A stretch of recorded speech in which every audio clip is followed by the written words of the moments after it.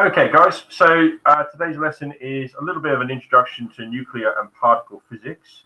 And I always like to start this one off with atomic history because a lot of the references we make and we go through are linked to what's happened in the past.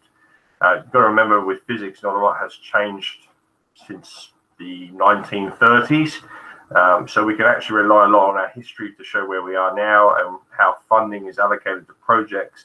And it's quite a relevant topic because at the moment we still have things like the Large Hadron Collider at CERN, and this is at the forefront of science exploration. It still exists to this day. There are things that I'm teaching now to students that didn't exist when I did A levels, so it's still a very new thing. So atomic history, big part of where we are now. Get a click. Ionizing radiation symbol. I don't know. I'll put that in there for fun, no doubt.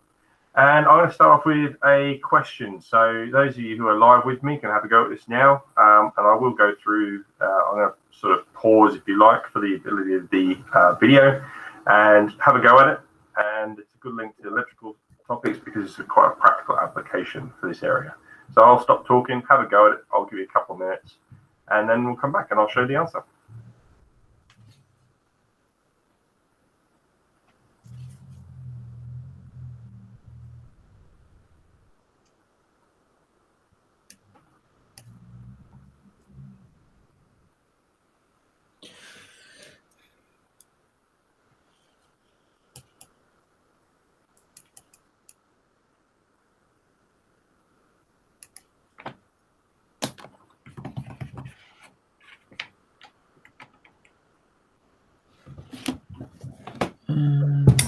So I reckon that's been about 35-40 seconds. So I reckon if I gave you 60 seconds for this question, and the reason for 60 seconds, this is a very simple 1 mark style question.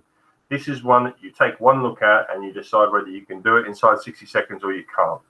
And if it's not going to come out for you inside 60 seconds, leave it and come back to it later.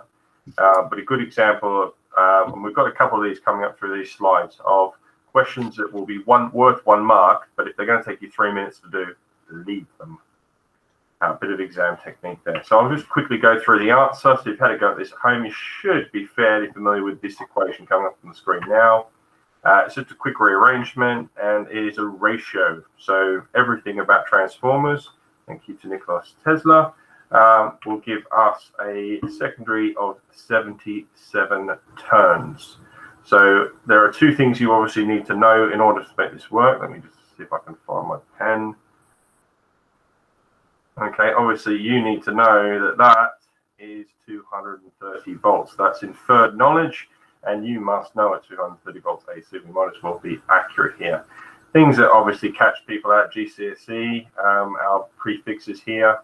Other than that, it should be a case of if you've done a few of these questions and you know how to do them, then it'll come out quite quickly for you. Again, just down to practice.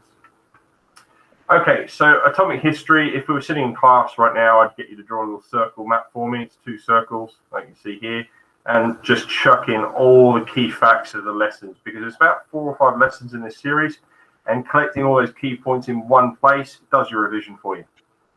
You do need to recall who Niels Bohr is, who Thomson was, who Rutherford was, because if you get a 6-mark question that refers to them and you mix them up, you're going to come across looking a bit odd, and you're giving the marker something to knock all your marks off for. So you do need to know the right people in the right times and the right frames, but we'll go through that. This is a great way of just collecting all the information in one place. Okay, so just a very quick recap. Nuclear number, so the mass number. Those of you doing chemistry will be dealing with this all the time. Chemical symbol in the middle there is just a random X for this one, and number of protons out, proton number, or atomic number, as it's more correctly known. You should be using, ironically, I've mixed them up here. You should be using this term, nuclear number, and you should be using atomic number, okay, as key words. But it doesn't matter if you use the other alternative that's under each one, you're still showing knowledge of. And again, this is just a small part of a bigger answer where you might just be using the correct terminology. Okay, so at this point, I would be doing my beach ball versus hula hoop demonstration. And if you have absolutely no idea what I'm talking about, if you can imagine a beach ball and I'm now going to try a hula hoop. What could possibly go wrong here? So there you go. Which is why I don't teach art A-level. One of the many reasons. This is our beach ball, and this is our Thompson, if you like, plum pudding model. So you've probably had this in GCSE, and this was our original belief of a atom. And obviously Rutherford came along and started firing alpha particles at our atom, and had it been a beach ball shape, they would have bounced off. And in fact, some of them do, but actually, where Rutherford and then later Bohr helped us out, was that they actually detected that most of the alpha particles just went straight through.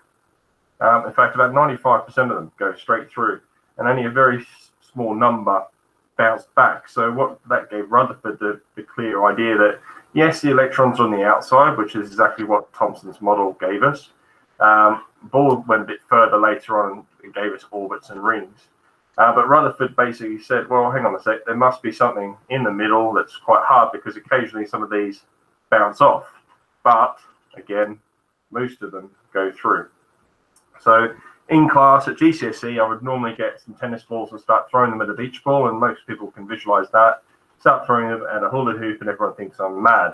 But you get the idea here. This was a nice analogy of how to explain where we were and where we got to. Okay, you must know the Rutherford Experiment. There's no two ways about it. It still exists up at Cambridge University if you ever get the opportunity to go and visit. The actual apparatus up in the museum, in the Cavendish Laboratory. It looks phenomenal. It's a piece of history that gave us a lot of answers. And you should know how the setup looks. And the best part about this story, of course, is Rutherford's experiment, Rutherford's idea, and then he promptly went on holiday for 3 months and left Geiger and Marston to do all the work. Now, it consists of a fairly simple bit of apparatus, the very thin gold foil. The reason they use gold foil is gold has a very large nucleus, but it's also something you could, in those days, you could roll out incredibly thin. In fact, there are people who do their PhD on how thin you can get a piece of gold foil. The source of alpha particles was fairly easy for them to do, and they've obviously put it in a lead shield. The entire apparatus was in a vacuum. It's quite important because if you remember from GCSE, alpha particles don't travel very far in air because they run into air particles, nitrogen, oxygen, and they'll happily ionize oxygen all day long. So in order for this to work, it has to be in a vacuum. And the idea is this movable microscope over here. It was literally hold it in one place, count, and then move it on. And they did this for hours and hours and hours, and you can imagine staring through, just counting the dots. So this is meant, this little, it's a bit of an interactive PowerPoint, this one. I need to take it off the pen to move it on. You just stop that. Oh, come on, off you go. All right. Go for that then. No, you won't play ball. Hang on, I'll go get onto the mouse. There we go. So the pen off. Okay, so what they would have been seeing is these flashes of when the alpha particles hit the luminescent screen. So it's a zinc sulfide screen, a luminescent screen, but yeah, zinc sulfide. Now, if I asked you guys to get a piece of radioactive material and stare at it with your eyes, you would probably think I was partly mad. And the answer is yes, you would be. But of course, not a lot was known about the damage of radioactive material and ionizing material at that stage. So they counted all these dots, and obviously they discovered when you were on one side, there was lots and lots, and as you moved around, you saw some and less. But more interesting enough is when you got around to the other side, when you started seeing some returns, some reflections, and that's what gave Rutherford his evidence for his model. All right, we've got a few more. Okay. And one of the most difficult and boring experiments they ever had to do, that's fair enough. And Geiger is the Geiger from Geiger-Müller tube, if that name seems familiar to you. Okay, so I said there'd be another 1 mark example in here. So this is a very typical 1 mark style question, and understanding what's going to happen as you pass an alpha particle past the nucleus. Remembering that an alpha particle is positively charged, and so is the nucleus. So if I just get my pen back up here, So this is quite an obvious one. 2 positive, we're going to get a bit of a repel between the two. We can get a bounce straight back, and obviously we're going on the other side. So what they might do is give you a few options. They might give you 4 paths past a single atom, and they might ask you which one of these is plausible. So you do need to know that a positively charged alpha particle will deflect away from the nucleus.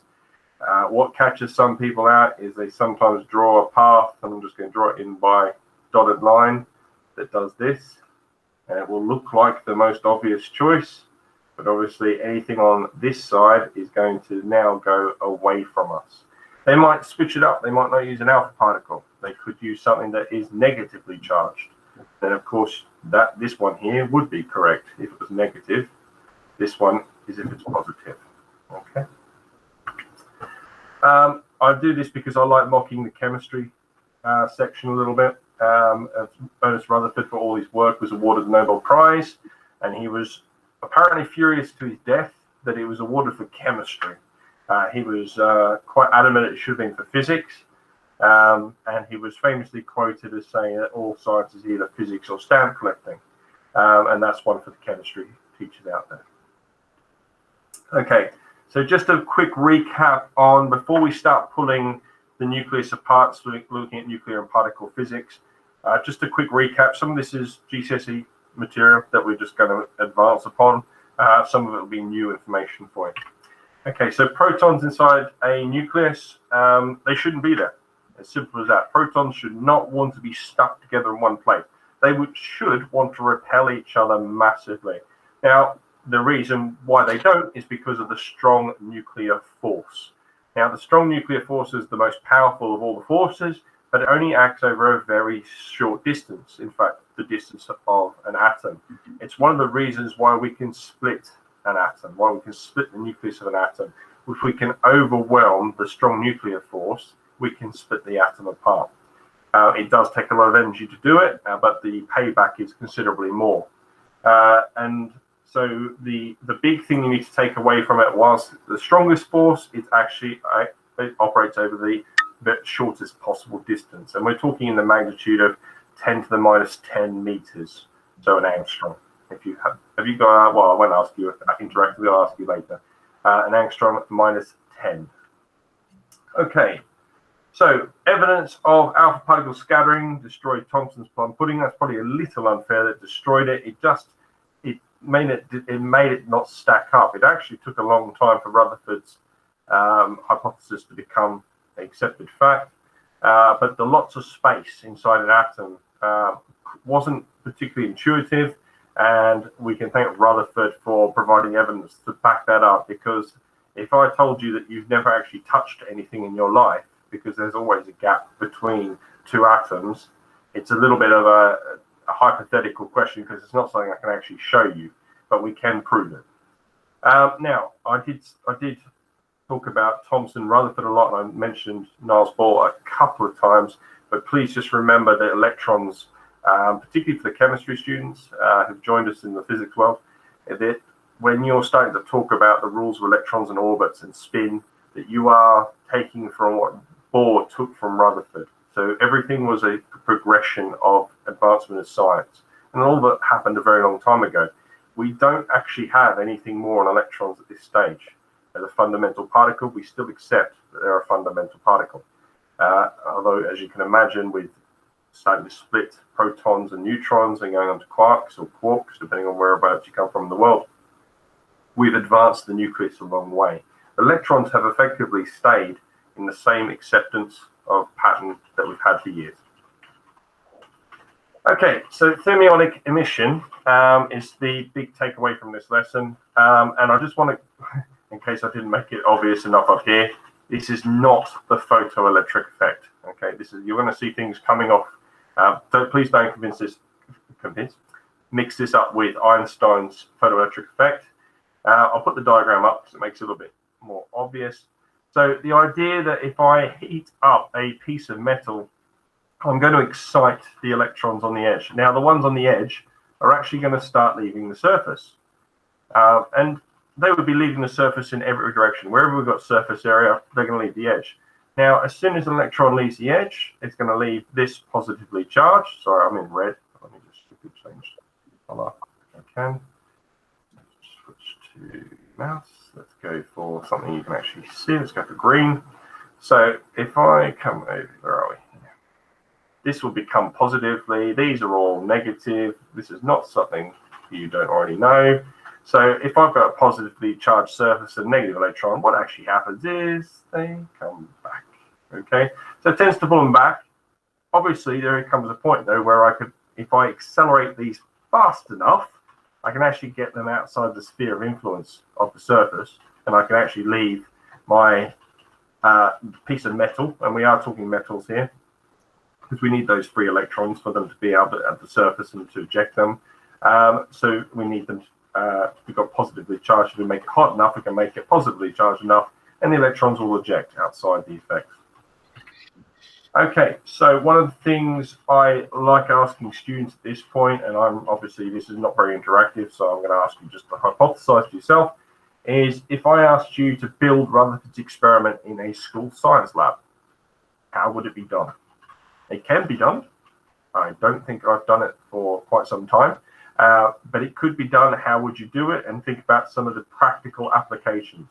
So this was used in a Cambridge interview about 5 or 6 years ago, and they were asked straight up, how would you build it? What equipment would you need at school in order to build Rutherford's experiment? Now, clearly, if you don't know Rutherford's experiment very well, this will be quite tricky. And this is just, again, adding on to the information you need to know about Rutherford's experiment and being able to demonstrate your knowledge and expertise in application. So we're going a little bit past just knowledge, we're going to application. Now, alpha, beta, and gamma decay chains. So you should be fairly familiar with this from GCSE, taking an element and allowing it to undergo an alpha decay, a beta decay, and a positron decay, so beta and positron, and understanding decay chains. So a good example of that is we have uranium in the ground, which can decay to radium, that then decays to radon gas, which can then decay to polonium, and it's what we call a decay chain. So it works its way down. We do have some interesting sources in school where we can actually find other types of radioactive elements inside the boxes that are stored for the storage of those other radioactive elements. So they are decaying naturally all the time. Radon gas is probably the most common that you'd ever come up with in an environment if you were doing any environmental sciences, particularly if you're down the west country of the UK. Radon gas is part of building regulations. So when you build a building that's in an area which is renowned for high levels of radon gas, and by high levels we're talking not much higher than a little bit, we need to build the buildings in such a way that the radon gas doesn't come through the living areas of the house. Okay, that takes us to the end of the lecture style. So I'm going to stop the recording here. I've got a live audience, so I'm sure I'm going to ask you a few questions, and I shall see you in the next one. Now, if I can work out how to stop the recording, I'll be laughing. Okay, stop recording button. There we go.